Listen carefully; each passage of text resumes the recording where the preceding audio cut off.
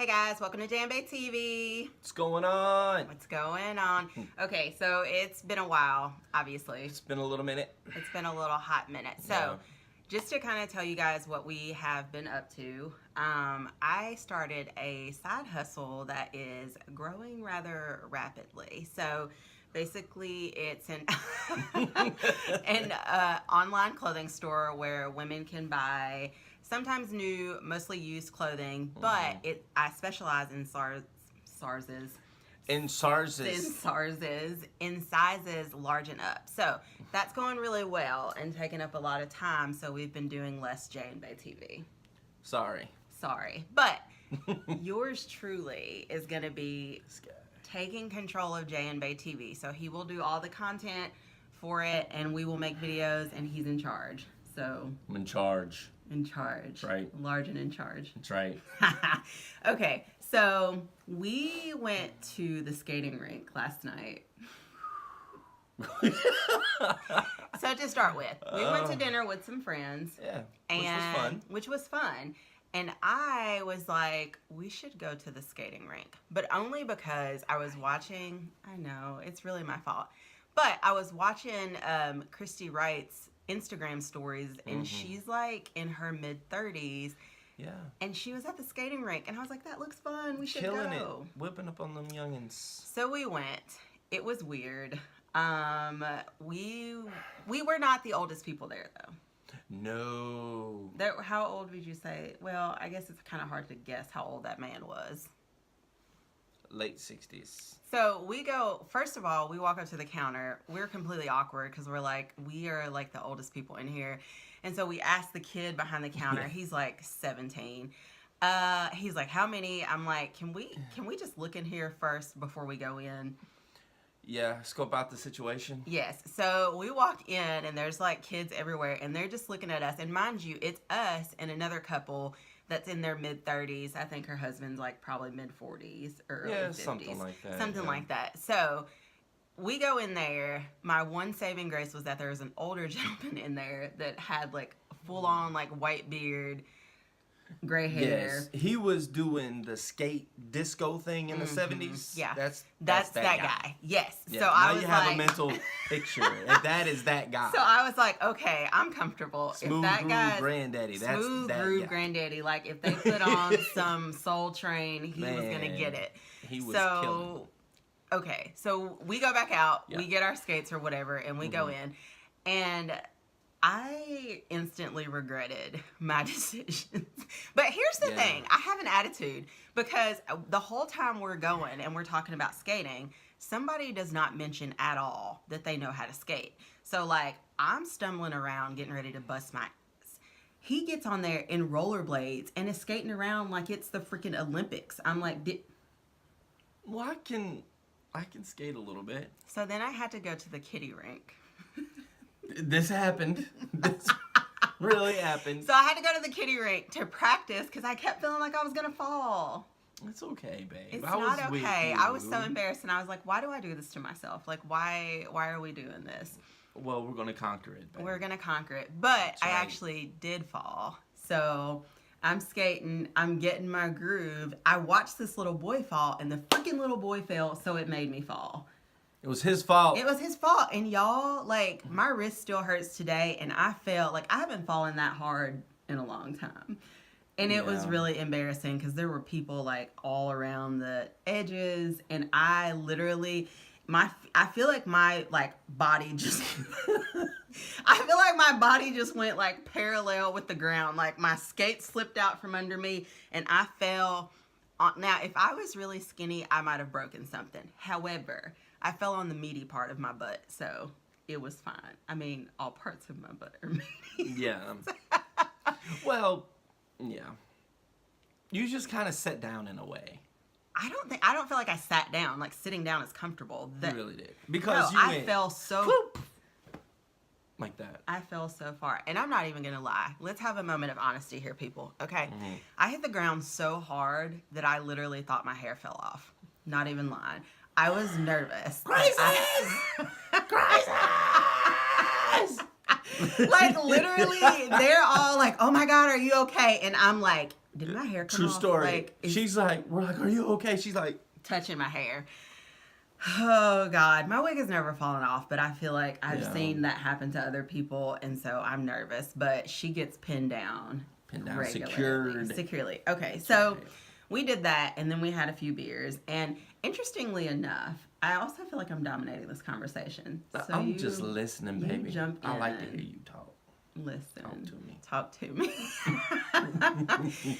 So we get done skating and we come out, and my friend's husband goes, man, that guy has been looking at y'all since we came in. Mm-hmm. So we don't even notice anymore when people look at us. Like, yeah, they do it so often. They do it so often. And so it was funny because they got to experience, they're not used to like, they walk in somewhere and people are like looking all at them. But since they were with us, they got to experience what we experience a lot as an interracial couple. Yeah, it's true. So it was just very interesting. Yeah, because we get a lot of stares when we go out, if you can imagine. And it's really awkward. Like, people, I mean, and I don't think people are looking at us like, oh, we don't like y'all. But I do think we're such an odd couple, an odd pairing, but even not for us, we're not an odd pairing. But people are not used to seeing this dynamic. Yeah, I think that's what it is. Anywho, well, we'll move on from the skating rink story. Do you want to lead into the next thing? Well, see... Tell what had happened. What had happened was... Tell what had happened. This guy right here got in trouble. All right? Let me just put it... I got in trouble. You got in trouble. Yeah. You were trying to be sweet. Yes, I was. And I think every guy out there... Anyway, let me start from the top, from the beginning. Okay, go ahead. I sat on the couch, and this lovely lady right here was looking snackish, all right? And she didn't have on any makeup. I'm like, babe, you don't even need makeup. First of all, like, I was gorgeous. Dirty. Pajama pants, raggedy looking t-shirt, no makeup, hair looking nappy. Go ahead. Sexy. Anyway, so, what the eyes? No, go ahead. Anyway, just finish. Anyway, I'm like, babe, you're beautiful. You don't even need makeup. What kind of response did I get to that? I was triggered. Okay, here's the thing. Okay, I know that he was trying to be sweet when he said that. And I feel like most men, when they say that to their wives... When they say that, right there, they're trying to give you a compliment. Because in our minds, all right, in our minds, it is, wow, you're so pretty that you don't even need makeup. Because we look at makeup as a beautifier. An enhancer. As an enhancer. Okay, so I got that you were trying to be sweet. I was triggered / offended because sometimes your wife hears something different than what you say, right? So you were giving me a compliment. However, you were basically, I know that like when I get dressed up and I'm putting on my makeup, it takes work to look pretty. And so you're basically like, you don't need to put in all that work. You look prettier. This is what I heard.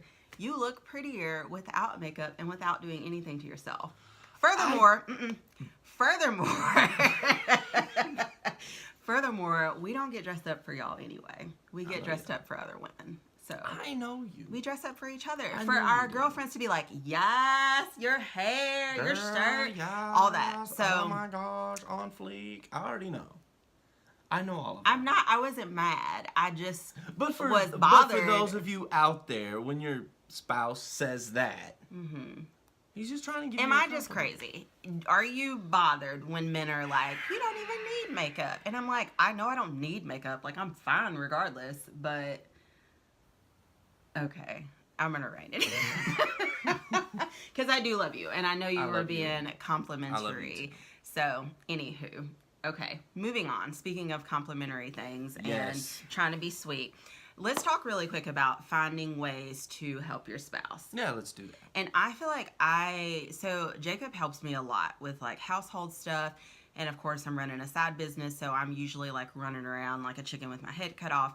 So he will see me doing that and he will say, you know, do you need help? Is there something I can do for you? And so, you know, I'll post like my husband's doing the dishes or my husband's steaming my clothes. And people are like, he's husband of the year. And so I feel like, and I'm going to let you speak to husbands.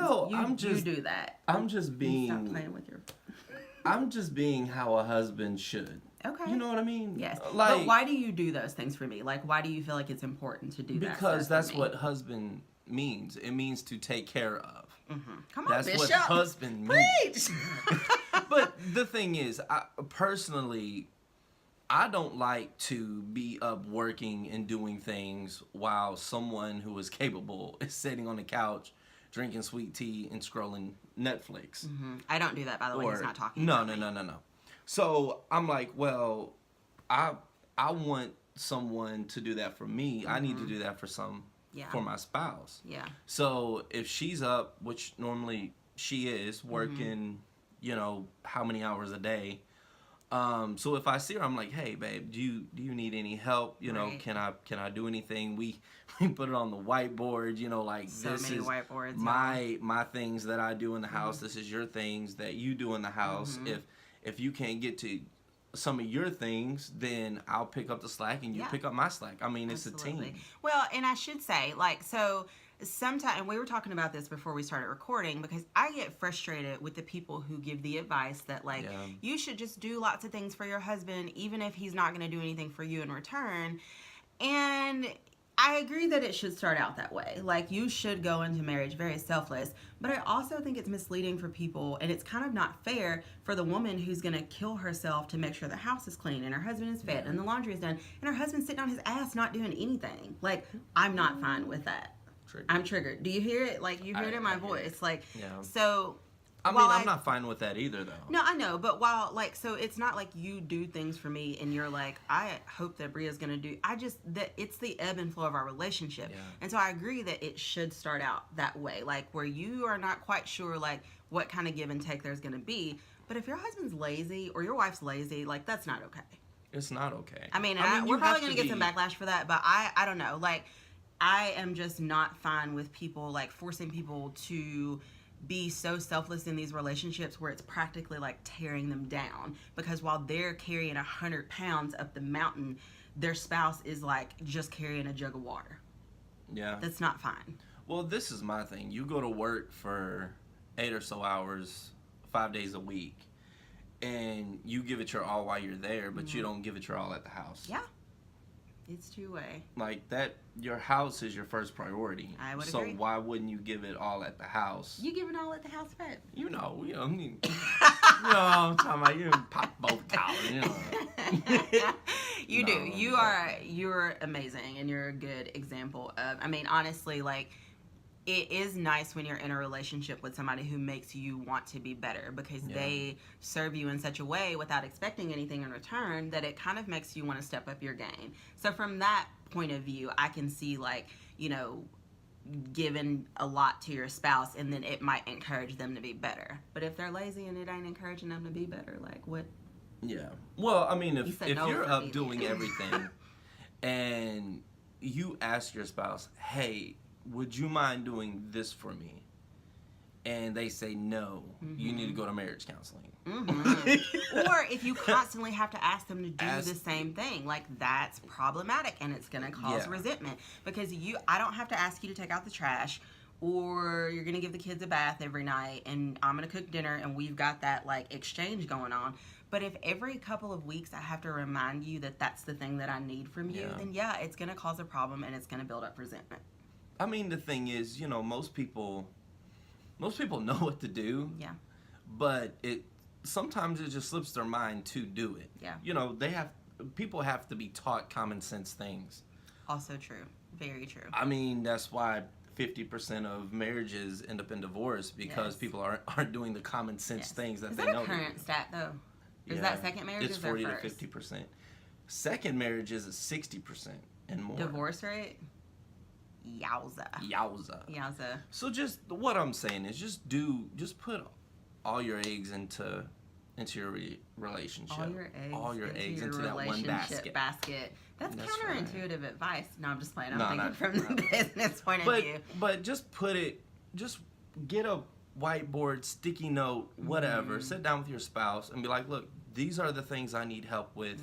You know, these are the things that is really hard for me to do in a day to cover everything, you know. So here's your action step, because I think we're going to start trying to give our, you know, viewers action steps too, is to think about, one or two things this week that you can do for your husband or for your wife to help them. I have my things in mind that I know that help you throughout the week, and you have your things too. So as we all continue to work on our relationships, then think about the things that you want to do for your husband or for your wife this week. And husbands, I really wish y'all would realize that vacuuming the floor and taking out the trash is like foreplay for your wife. Like, or steaming her clothes. It's like foreplay. If you're mad because you're not getting enough sex, you probably ain't doing enough housework. Like, ooh, she said it. I'm just saying, it's honest. It's honesty. Honest. Okay. Well, we hope you guys have a fantastic week, and we are glad to be back and making videos and creating content for you guys. In full force, can't you tell? In full force. We are back, people. We're back. We are back. We are here. Here. All right, guys. We'll see you next week. Bye, America. Bye.